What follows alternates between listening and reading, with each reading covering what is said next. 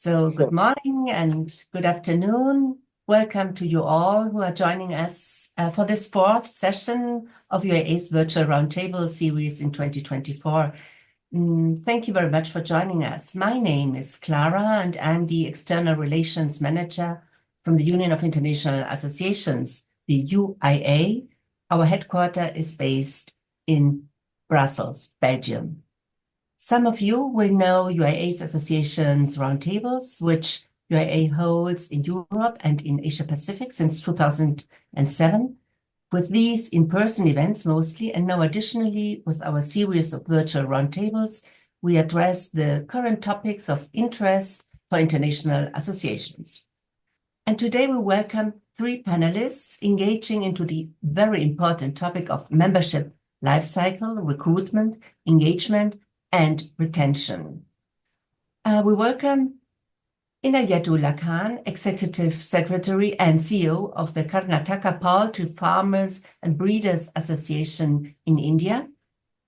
We welcome Nguyen, Senior Lawyer at Governology in Australia. Governology is a governance advisory firm dedicated to assisting associations and charities. The firm operates in the UK and in Australia and is a law firm in Australia. And we welcome Dr. Rajat Sharma, Global President from the UNAC organization. Mr. Hemant Batra, Vice President from SAARCLAW and Senior Consultant Lead for New Ventures and Growth at Shardul, Amarchand, Mangaldas, active member with the Union of International Associations and a good friend to us, will act as the chair and the moderator of the panel session. Thank you very much, dear Hemant. Yep. We thank all our partners who have contributed to make this virtual roundtable possible, either with a professional contribution and expertise or with their financial support. Again, Mr. Hemant Batra and as well Mr. Vikas Nembare, both active members of UIA, both mainly based in India. And we thank the speakers of this second virtual roundtable, Inayath, Nguyen, and Dr. Rajat Sharma. Now it's my pleasure to hand over to Mr. Cyril Ritchie, President of the UIA and first Vice President of Congo, the Conference of NGOs in Consultative Relationship with the United Nations. Mr. Ritchie is joining us from Geneva, Switzerland. So, dear Cyril, may I ask you to please open today's roundtable? Thank you very much, Clara. As you're all going to hear from me more at the very end of today, I will not take any time now other than to welcome everyone and to look forward to what we're going to hear. I'm very eager to hear the speakers today. At the end of the session, I will have closing remarks, which will be more substantive. So I turn over immediately to Hemant, my good friend Hemant, who will be moderator of the day. Hemant, over to you. Thank you. Thank you so much, Cyril, Clara, and Vikas for taking this initiative. I won't, as Cyril said, that even not to waste much time because the duration of the session is not that long. It's quite brief, so we would like to hear more from the experts. So I won't get into too many pleasantries, and straight away, I will get on to the questions which I have formulated based on the research done at the back end. My first question is let me call all the panelists by their first name because, probably we are in the same age group. So you're young people, yes. So let me first address my question to Inayatullah Khan. Inayath, in progress. Yeah, Inayath, can you hear me? Yes, sir, I can hear you. Yeah.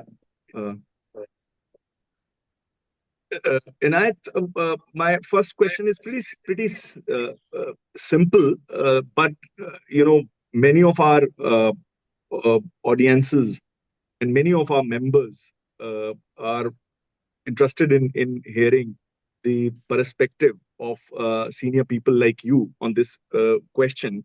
And the question is that, that there are, various strategies to recruit, mobilize, and grow robust membership of industrial associations and other associations, including NGOs, not-for-profit organizations, trade organizations, so on and so forth.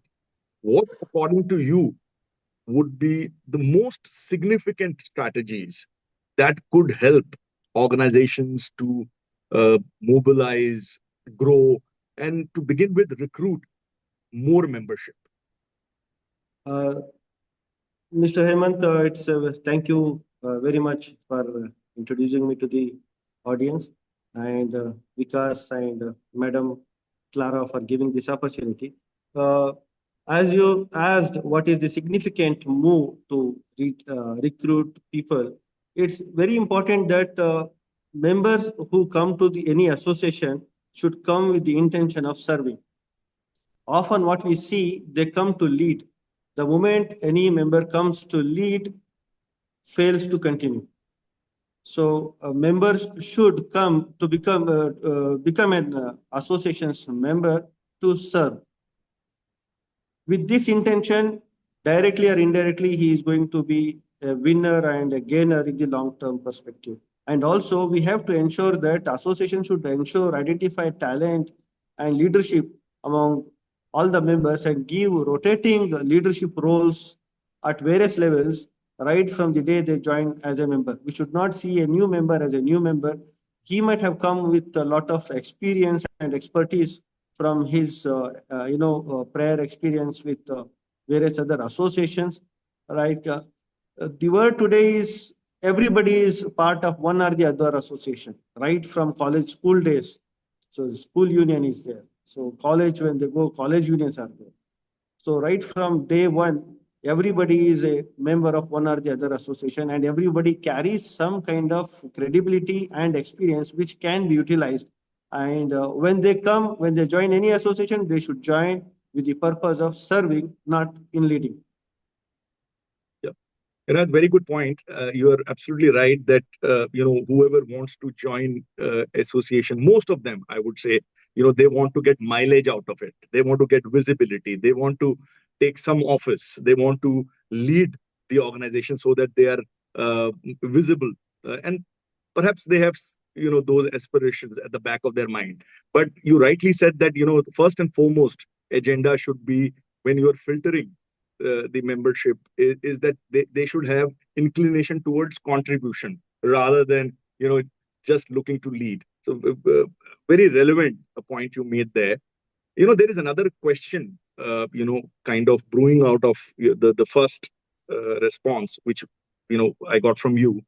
I mean, you have been part of the association for a long time, and there are so many organizations which have been in existence for years and decades. And as you know, and we all know that in today's time, everything is technology driven. Everything has got digitized. There is completely a new perspective to the entire system of management of association, running of association, so on and so forth. So how does one synchronize or bring about a balance in terms of engaging these members who come from the traditional outfit and the ones who are the new generation people, the generation Z, we can call, or even millennial generation for that matter. So how does one bring about balance in terms of engaging these members of two different schools of thought? In fact, we have seen, we are very lucky people. We have seen the traditional as well as modern, association interactions. We have survived the lockdown. We have survived the COVID pandemic. So yes. I had a very good experience here. I represent this farmer community, and before pandemic, very rarely, online meeting platforms like Zoom were utilized. So the moment when lockdown was announced and our periodic meetings got standstill, people were not able to meet. They could not take any decision. and movement of vehicles, their produce, their raw materials was kind of standstill. So they were all facing some kind of problem. So luckily we got blessed with this Zoom and other online platforms, wherein we started educating one-on-one to farmers and how to utilize this online platform. We have to connect the millennials with the traditional people in educating them. So if I recall in the beginning, so people used to open the video camera and hold near the ear. Yeah, you're right. I have to become ENT specialist to looking into their ears. People don't know because they were habitual of holding their phones towards their ear. So we have Yes. to train one by one. Now everybody is well versed how to utilize Zoom calls, how to set up, how to schedule this thing. So now we came to a saturation point. Now Zoom has become, kind of very robust, platform wherein daily interactions of various associations are happening. Today also in our office, daily 3 different set of meetings used to happen regularly, where we have people from both millennials and traditional people who learned this, skill of video conferencing during lockdown. Yes. So lockdown gave us very good, solutions as well, in addition to problems. Yeah. And I obviously, your organization is an organization which has farmers and breeders as stakeholders in that sense. So the point is very well taken that in the process of bridging the gap between the traditional ones and the newer generation, you also landed up providing digital literacy, as you said, because obviously you kind of trained in a way and educated the farmers to use video conferencing or accessing online videos or video talks, video interaction, and so on and so forth. And definitely, COVID times did sort of provide that kind of platform, though it was not a great thing which happened to the world, but it as a collateral, I would say, a benefit. It did educate people on the digital literacy path. So I Yes. think we will, Inayath, return back to you probably at the end of the session when we have Q&A from the audience. Let Sure. me now move to Kathy. Hope I'm pronouncing your name correctly.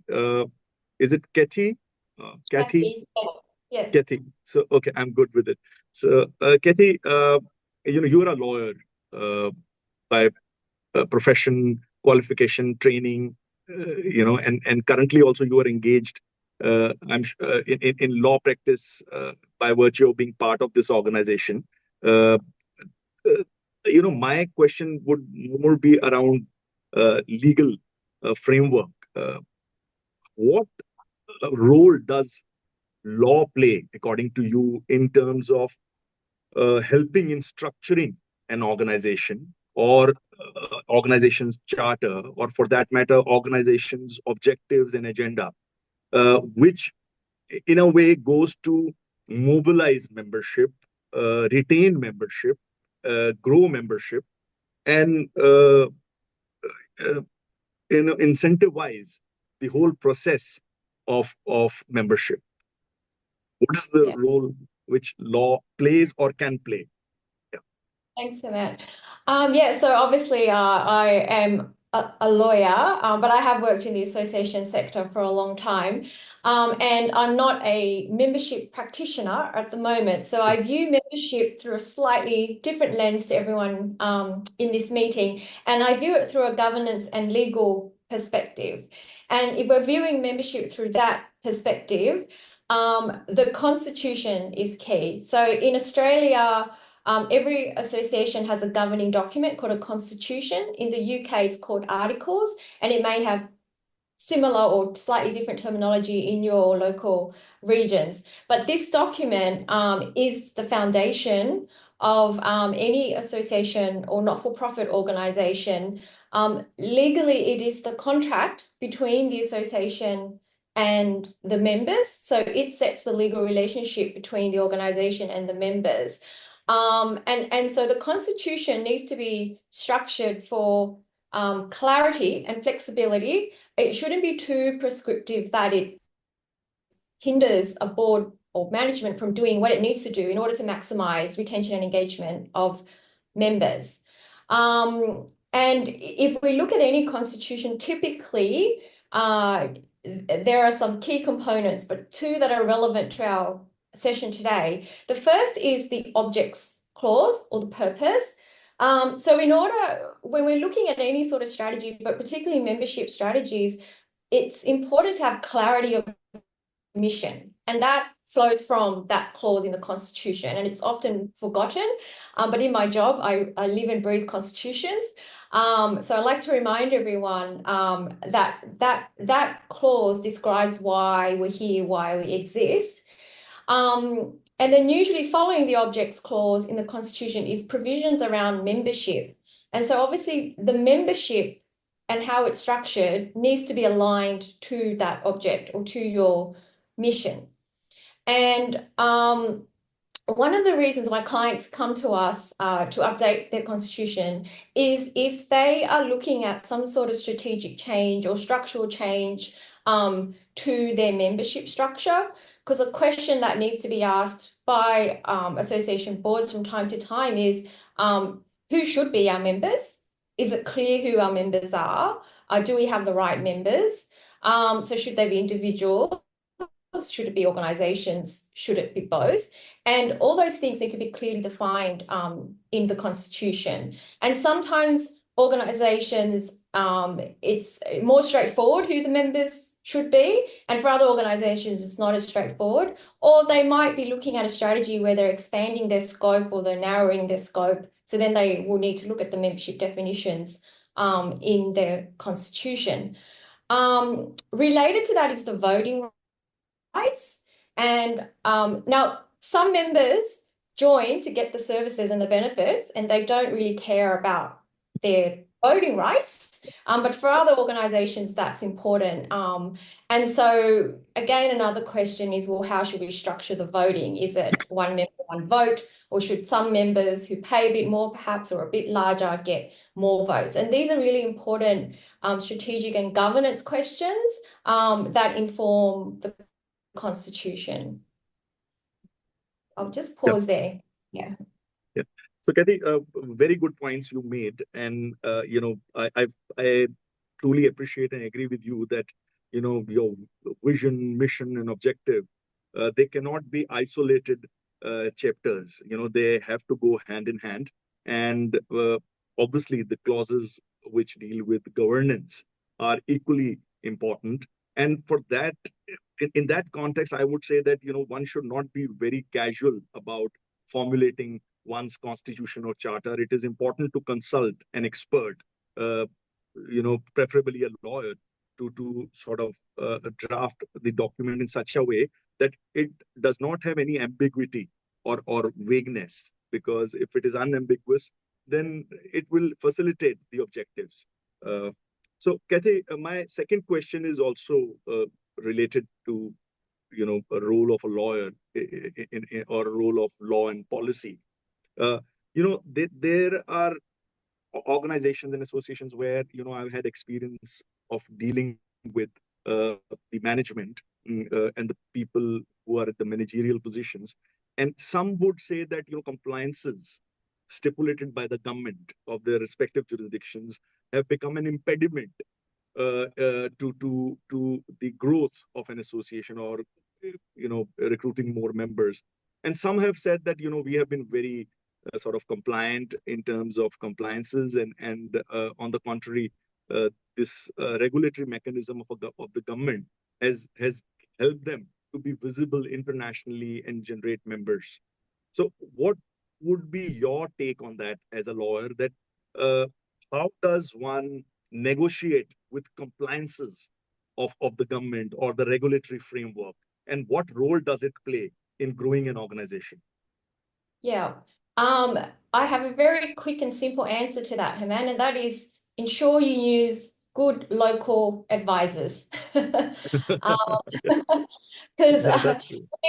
we're currently working with some international associations that have membership in Australia, and the laws in every country are peculiar to that country, and so the only way to know if you are compliant is to seek the proper advice about it. Yeah, correct. So that's true. All jurisdictions are territorial centric, and each jurisdiction comes with its own set of rules and regulations. Some are quite conservative. For instance, talking about India, in India, it's very tough to get donations from overseas to meet the needs of the organization. You can generate donations domestically, but when you get foreign organizations, then all issues relating to internal security and so on and so forth come into play. So, which makes it quite difficult for organizations to engage in work which is stipulated under their objectives. But nonetheless, apart from that, the compliance mechanism in India is pretty much simple when it comes to governing societies, trusts, and not-for-profit organizations or associations. So thank you very much, Kathy. We will get back to you again at the concluding session. Hope to have more questions from the audience. Now, moving on to the third panelist of the day, Dr. Rajat Sharma. Rajat, the question which has been shared with me by the research team with regard to your domain is that today we are talking at this international platform. UIA is the largest body of associations, to my knowledge, Yes. And it plays a humongous role, a significant role at the international level in providing a networking platform and connecting like-minded organizations. And they tend to benefit also, because I've been part of UIA for quite a few years, and I've been witness, and I can stand in testimony that it's an organization which is fantastic in terms of networking, and knowledge sharing. So, in your view, Rajat, how relevant is global networking in terms of growth of an association as to its membership and even as to its agenda, objectives, goals, mission, and vision? Global networking. Yes. Thank you, Mr. Hemant. And I would like to thank Ms. Kathy, Ms. Clara, Mr. John Berry, Mr. Cyril, Mohammed Jial, Inayath, everyone, good afternoon. About the global networking, when I was started my organization, Unity of Nation Action for Climate Change Council, UNACC, it was just one 10 by 10 room organization. And because I was not much educated, not much social influencer and all, so I have started with my own relationship in that society. Like I have discussed with Supreme Court Justice of India, Deepak Verma. I have discussed with one of the Vinay Tendulkar, who is that member of Parliament, Goa. Because I believe that I need some influence people if I want to run my organization. I need a funding, I need a networking, I need everything which is required for every NGO. And my dream to become an IGO in the starting point also. So I have discussed with my team. They say that Rajat, we have that very control or very limited area. Like Deepak Verma is the Supreme Court Justice. He said that I can advise for the judiciary and all this thing, law and judiciary. And political person Vinay Tendulkar, member of Parliament, he said if anything you require from the politics side, I am there to help you. So I bring almost 5 influencers, big influencers from India, from my network. After that, I started UNACC, registered with the government of India, with the Ministry of Corporate Affairs. On the application time, the first thing is coming in the mind that what kind of name we have to decide to attract the globally. So I have decided my organization name is Unity of Nations Action for Climate Change Council. Means all over world should have united together and can fight with the climate. The thing is that for related to climate, there is a thousands of organization is working worldwide. So why your organization will be important for the world? It is one of the small organization, like thousands of other organizations are working for the climate change, working for the environment, working for the safety, health safety and all. I have decided to make this organization as a global organization. I have some contact because I was frequently travel almost 72 countries. The people from that country, like Russia, like Mexico, like Argentina, Brazil, they are not socially, they are the business people. I request them kindly join my organization as a board member, honorary board member. Like that, I collected almost 25 countries people, and I show them on my website. I have started the Zoom conference and all because my organization has been registered in end of 2021 after the COVID. COVID comes too. So end of the 2021, so there the effect of the COVID is going on that time. So that 25 people coming in the Zoom meeting and other webinar, which is the global issue like climate change, like environment safety, health safety, is that, and we are not limited up to that webinar of 25 people. We request all the people kindly make live your all this webinar on your Twitter channel, on your LinkedIn channel. So another people will be attracted. And I given them the keywords, usual keyword like environment, like India, which is the keyword in the trending on that day. In the same day, the keyword are trending like India, youth, business, small business, climate. The trending number is 11.5 million. Or the response on that, we got almost 1,800 people in our webinar through LinkedIn, through Twitter. That is the first engagement we have done in under our strategy. Last 2 years, we have received almost 72 million INR as a fund. 72 million INR we have received, and in that we have spent 40 million INR to establish our immovable asset. We have purchased the land on the organization name. That land is a very unique place and very expensive. The area is just 20 minutes away from the international airport of Vadodara. And it's on way to the Statue of Unity, that world largest tallest Statue of Unity. That land we have buy for the holistic health resort, for the old age people. And this that land has been inaugurated by Gujarat High Court Chief Justice Nanavati and Justice Subosha. And involving of buying this land or the land puja, almost Adani Group is there, Reliance is there, Mr. Anil Rajvanshi, Adani from Adani, Mr. Sandeep Adani, who is the managing director of Adani Gas Limited.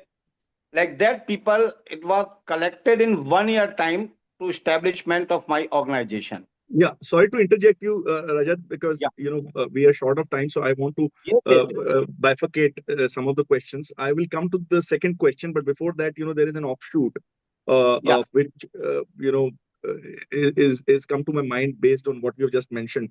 Now, obviously, I mean, your whole journey started because you were an international traveler. So you said you visited more than 70 countries.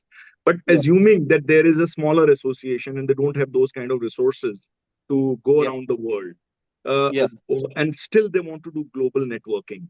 What advice would you render to them? How would they be able to, like, you got some people, many people, I think you said 25 prominent people from different jurisdictions of the world, and got 1,600 people in the board.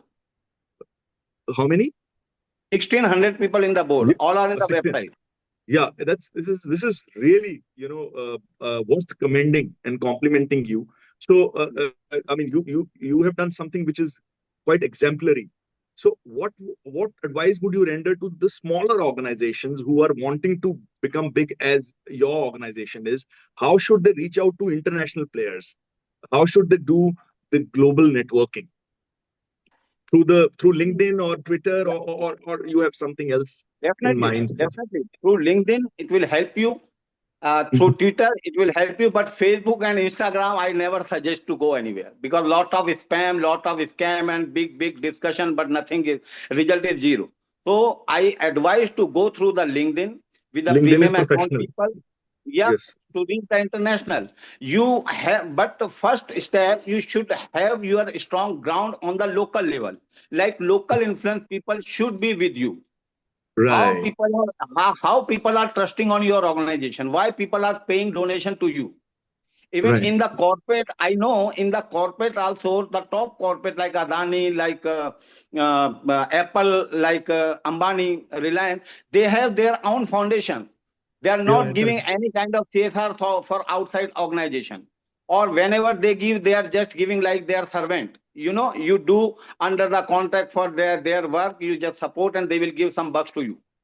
Yeah. We are decided that the UNHCR was decided should not be get any kind of subsidy or grant first. We are started as a self-funded organization. Like if I am earning 100,000 rupees, I have to spend 2,000 rupees in my organization. Like Yeah. that, 11 people I have collected.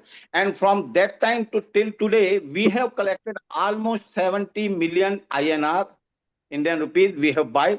So he can start by the local influence people. They will took him to some of that global people like Nepal, like Bhutan, like Malaysia, like Singapore. The neighborhood countries are very close. Some people he can get from there. Like that, step by step, he can grow with the global network. And definitely, you don't worry about the foreign funding and government regulation. I have received almost 0.75 million USD in my organization to selling the membership Fantastic. So I and think, I mean, this is, participation in my organization webinar and event. Even after yeah. 5 days also we Ab- have event in Rome. Yeah, so I think, I mean, I'll definitely request UIA to, have you once for a monologue as well, because see, you have some of your content has addressed my second question also, which was with regard to the innovative programs which can help in building up an organization. So you gave very practical advice. First and foremost, you got some judges also associated with you, so that gives you a lot of credibility, because they will never associate with an organization which Yeah. they feel has Yeah.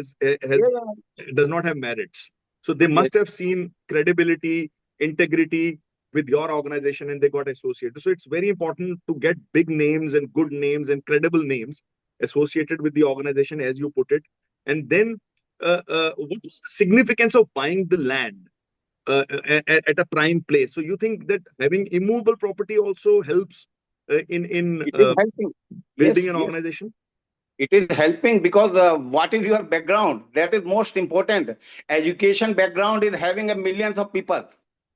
Yep. Money background having a millions of people, but how people are trusting you? You can buy land on your name, that is your own credibility. But if you buy the land in the millions of rupees, if you buy for your organization name, that will increase your more credibility in the market. Credibility. They have the asset Absolutely. because it will reflect to the government also. It will Yeah. help you to recognize from the government. When government will have a due diligence against your organization, they will find that the money has come and money goes to the right place. It's Yeah. not unnecessary expenses and all. Today, Yeah. even I have in my personal account 1 million INR in my personal account, but I am not traveling in the business class Yeah. because I know it is Oh. my organization money. Oh.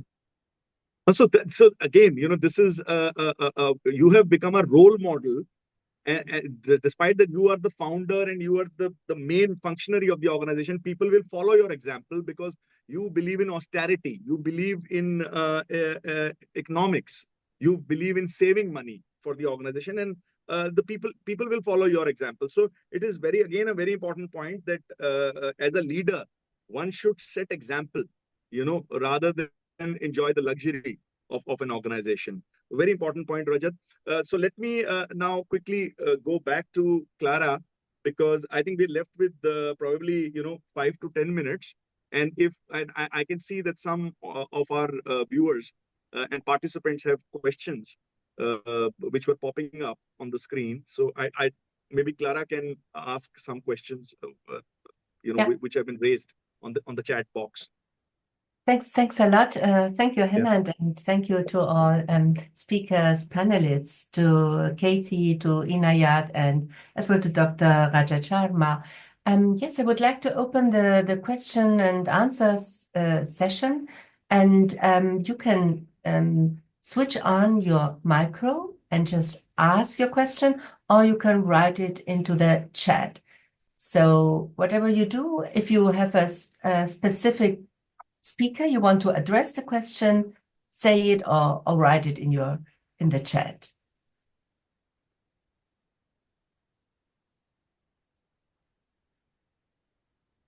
We have no questions in the chat at this moment, Hemant. Okay, so let me then go back to Kathy, and I think there is this Muhammad Ziaul Haq who has put a question mark. I don't know. Maybe has he put something on the chat? No, we don't have questions in the chat. Okay, so let me go back to Kathy and because as a lawyer, I want to ask Kathy that if in just 2-3 minutes, if she can share with us without actually naming the client,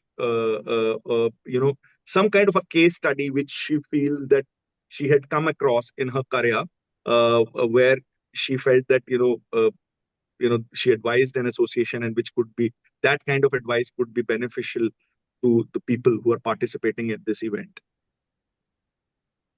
Thank you. Okay, the type of problems that we help clients address are usually related to governance and constitutions. So we do a lot with when perhaps boards have not been complying with their constitutions and the members are disputing an interpretation or a certain decision that's being made. Sometimes it involves directors, as in board members, who are not behaving, well or in a compliant manner, and then we sometimes have to advise board chairs, and sometimes CEOs about what they can do in that situation. So we haven't dealt with any major disasters per se. They tend to be more localized governance related disputes and issues. What we see on a more, I guess, day-to-day is if the governing document hasn't been updated for a long time, that can cause issues, because over time what is documented and legally registered does not align with the current practice of the organization. And obviously that's not ideal. So we do recommend that all associations review their governing documents on a regular basis to make sure that it is current and it does align with your current practice. Absolutely. Another thing I'll bring up is, because we do work from time to time with international organizations, and as this is an international forum, I guess the worst example I've seen in terms of compliance issues is, because sometimes if you have an international organization, the board can be made up of people from different countries, and they may, and if the organization is incorporated in a certain jurisdiction, those directors from the other countries may not be aware of the compliance requirements, and they may rely on a local company secretary. And we dealt with a client where they thought they were the board, but their constitution actually stated that there was only one director, who was this individual. And then they thought they had a membership, but again, the constitution didn't state that. And the board just, because they're not from that particular country where the organization was incorporated, just weren't aware of what was happening and the requirements. And so we had to sort of help them fix all Yes. that up. Yeah. Yeah. So I think very fundamental points raised by Kathy with regard to good governance. The first one is so critical that, because organization associations are made years and decades ago, and their documents actually become redundant as the time passes. They become obsolete. They become completely, in conflict, I would say, not in conformity with the present laws, but sometimes they get into a conflict situation with the current laws. But nobody, even thinks of looking at those documents. So it's very important to do a timely and regular review of the Constitution and other charter documents. So that's a very important point, which I think all participants must note. They should go back and look at their Constitution, charter, and so on and so forth to ensure that they are in compliance with the current laws. And second point, again, very important, which even Rajat will appreciate, that one or association can have many foreigners on board from different countries, but it is not only namesake. The country laws could actually seek compliance if you have foreigners on board. So those foreigners should be made mindful of that fact, because one should not be ignorant, because we cannot put them at risk, because you invite foreigners to be on your board and then you put them at risk. So it's again a very important point Kathy made. So let me move on to Inayath quickly. We still have 3 minutes left. Inayath, Rajat made some very fundamental points and very practical points as well to grow an organization. So would you like to add or supplement to what Rajat mentioned about growing an organization and about the aspects of credibility and international dimensions? Definitely, Mr. Hemant. In fact, it is good to have national with various countries, membership from various countries. It is to grow the organization. What I have seen, other than my role at KPFBA, I have been involved with various other social and community organizations. So the organizations which have flourished are those who are transparent. Transparency is the key element for any organization to grow. What happens is, whenever some decisions are taken, only key 2-3 people know what is being going to, what they are utilizing the funds for, or any other resources, or what functionalities or events or any activities they are doing. Only 2-3 people used to take the decision. Those are the active people. But most of the time, what happens is, many people who don't, one, they don't take part in deliberations. Second, they always find faults. So to get away from this kind of situation, it is always better for the leadership to keep everything transparent, not opaque, keep everything known to rest of the community, rest of the members of the board, or the whole members as such, so that any decision you take, no questions asked.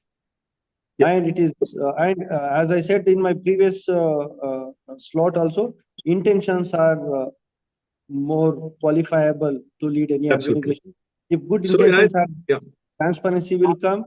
Transparency is there, then the organization will definitely grow. Yeah.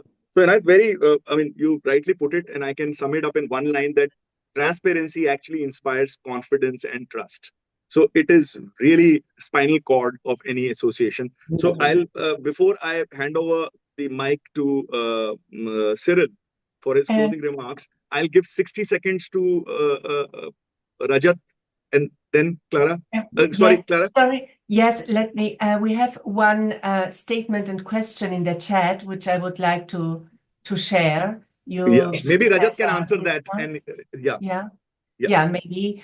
It's from Andrew Jacka. When asked what can an association do for me, my reply, nothing unless you become involved. So the statement about serving versus leadership resonates. However, as an international association, differing national languages and differing time zones are a constant challenge in getting members together. Any suggestions on how to address these challenges? Again, a very practical question. Rajat, would you like to take that, how does one deal with the challenges of different time zones, especially if you have an international organization as is yours, Yes. you have members from all parts of the world. How do you get them under one roof digitally, when they come from completely different time zones? Yes. Sir. We have the board member. Our organization has been registered in 9 countries almost. In Germany, in Israel, in Mexico, it's a completely different time zone. And there is a Switzerland, then Russia in Moscow. So what we are doing, we are discussing. We have the one international core committee, and we have one national core committee. In our national core committee, the 3 IAS is working in that, and 2 IPS, and one I can take the name, Justice Deepak Verma, Anna Hazare, Anuradha Kaudwal, the famous singer, Mr. Sandeep Adani, Adani Gas Limited, Mr. Anil Rajvanshi, Mr. Vinod Verma, Aditya Birla Group Director. So we have this core team in our national. So they have discussion and connecting with that all our foreigners board of members. So they have like one-to-one kind of discussion which is Not comfortable to the time zones of the members.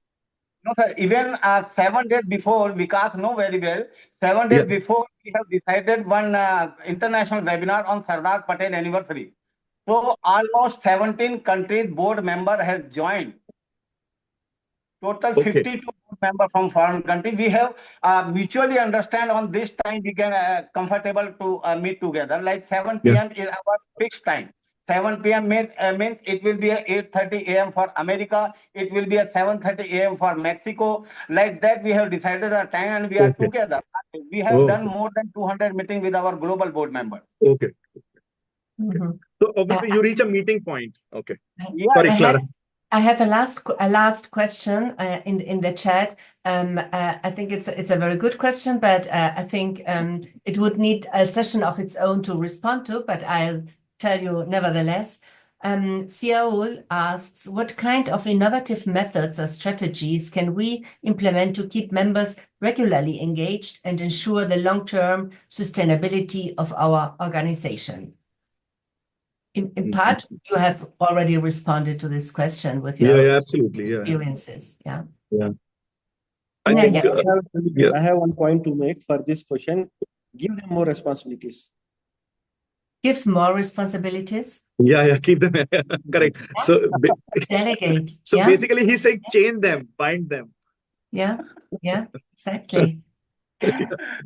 So thank you all very much for the discussion, for the presentation of the topics, of your thoughts, Hemant, for your questions to the speakers. This has been wonderful. And I now hand over to our president, to Mr. Cyril Ritchie, who will not only close this session, but as well the Round Tables 2024.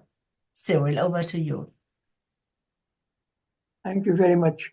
Before I make my prepared closing remarks, I have one comment also on the questions put and on the answers given. I very much liked Inayath's very first statement about members should be asked to serve, not to lead. Of course, one should not stop serving members also from leading, because one needs a turnover. But that struck me, as it did with Andrew, a very pertinent remark, and that the serving is important. No bureau member of the Union of International Association receives any compensation for his or her services. They are there to serve. And when Andrew asked, how do you deal with that in involving people, I can tell you almost amusingly, I'm probably the oldest person on this screen. Before COVID, I had never heard of Zoom calls. And yet Zoom calls are now the most important and practical way of bringing people together. When you have members around the world, they can't travel. They couldn't travel during COVID, but they can't travel for financial reasons. And using more up-to-date technical technologies to bring people together is one way of enhancing the service role and increasing people's responsibility. That was also a very good remark from Ayatollah. So that was just a comment I had on the questions. Now I move to my closing remarks. It is my pleasure and honor to close this fourth UIA virtual roundtable, and thus the entire series of virtual roundtables held during 2024. My warm thanks go to the moderator and panelists of today's roundtable, who have maintained and built on the standards set in the three preceding 2024 virtual roundtables. Most special thanks go to Vikas Tembere and Hemant Batra, who conceived the idea for these roundtables when they participated in 2023 in the UIA strategy process, as we called it, which process had the goals of increasing UIA's financial base and expanding its activities. Vikas and Hemant assiduously pursued the conceptualization and programming of the 4 roundtables, with Vikas engaging energetically and competently in ensuring the management and logistics. UIA is deeply grateful to these 2 active members of UIA. On the UIA side, I thank Barry Williams, UIA Council member, who chaired the 2023 UIA Strategy Focus Group, which was charged with examining the future of roundtables.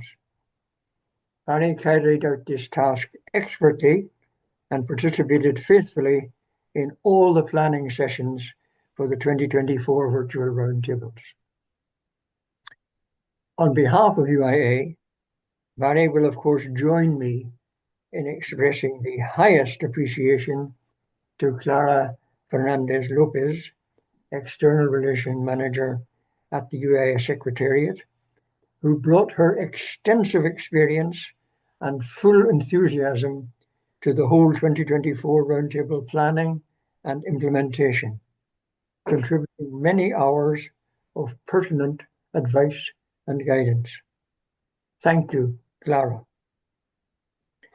Now we must draw lessons from 2024 and look ahead.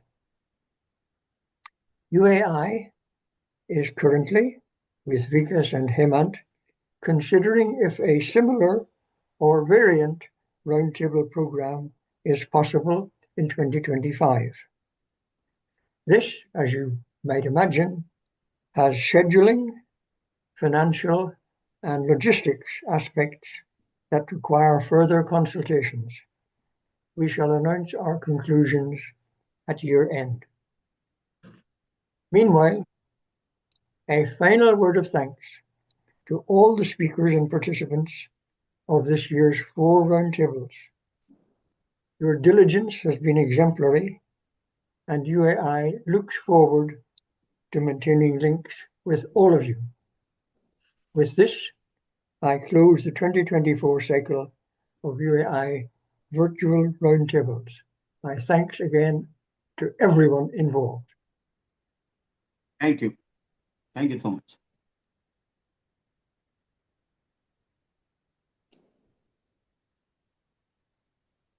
Hemant, do you want to? I want to say thank you again to you all, and Hemant, maybe you want to say just a closing word, as you have been involved in the planning of the year as well, and not only today as a moderator. So we appreciate a lot all you have done for us, and the same for Vikas.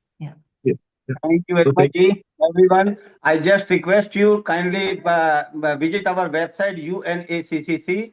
Just put in the Google UNACCC. You will got the website link, and visit our council pages. And I like to invite you in our second global parliament, which is going on in Vatican City, Rome, from the 11th of November, 11th, 12th, and 13th November, where the 45 countries leaders from UNACCC, they are joining, and you are most welcome to join them. Event. Thank you. Thank you. I think Clara and Cyril, Vikas knows Rajat seems, quite well, I assume, and I think Vikas, you can kind of make a bridge between UIA and Rajat's organization as well as Inayath and Kathy's, so that we could have more meaningful association. And in India, these roundtables were more like baby steps, but we are actually contemplating an elephant step as well in times to come. And Rajat's organization could be a great organization to collaborate with. That is what I will propose and suggest to Cyril and Clara. Obviously, the decision lies with them and the other office bearers. But I hope that India is a market which is growing with so many associations of diverse with diverse objectives. Beg your pardon, and I think we can seek help of some like-minded people in this endeavor. Hemantji, I want to tell you there is a lot of fund with the people. There's a lot of resources in the ground in India and abroad, but we should our effort should be in the right way. Absolutely. Yeah. About me, I think we will definitely touch base. We'll touch base with you separately, and maybe Cyril and Clara will have a independent chat with you. Vikas will be instrumental in organizing that in times to come. And I think these roundtables should not go waste, and it should be a process of continuity now onwards. Thank you, Hemant. Rajat, if I understood well, you will be in Rome from 11th to 13th of November. Do you know that our association's roundtable Europe will be in Florence on November 14 and 15? So look at our website. If you are interested, you can register and join us in Florence after. Sure, I am in Europe from 10th to 20th. 10th to 20th November. Then I think you should visit that, and you can have a good chat in terms of future plans. Yeah. It's all on our website. Yeah, many senior government officers is coming with me, like 2 IAS, 3 IPS. They are also part of UNSCC. So one delegation, because we are the organizer. Last year, we organized the LDG Parliament in Mexico. This year, we organized in Rome, Vatican City. Next year, we are in Melbourne. Very good. Very good. I think let's remain in touch, Clara, with Rajat and with Inayath and Kathy as well, because they both are also can be a very good resource for UIA. Hemant, before you conclude, I would like to thank you, Hemant Batra, and Kathy, Madam, Dr. Rajat sir, and Vikas, and rest of the people from Bangladesh, Philippines, everywhere. People are here, or President of UIA. Thank you very much, sir, for this opportunity. And we can, as you said, we can collaborate more and bring out the best in the future. Definitely. Thank you all. Thank you. Goodbye. Thank you. So, bye. Okay. Thank you. So I can leave Thank you, the everyone. Okay. Namaste from India. Namaste from India. I'm closing the session. Thank you all. Thank you, Vikas. Thank you, Vikas. Assalamu alaikum from Bangladesh. Thank you.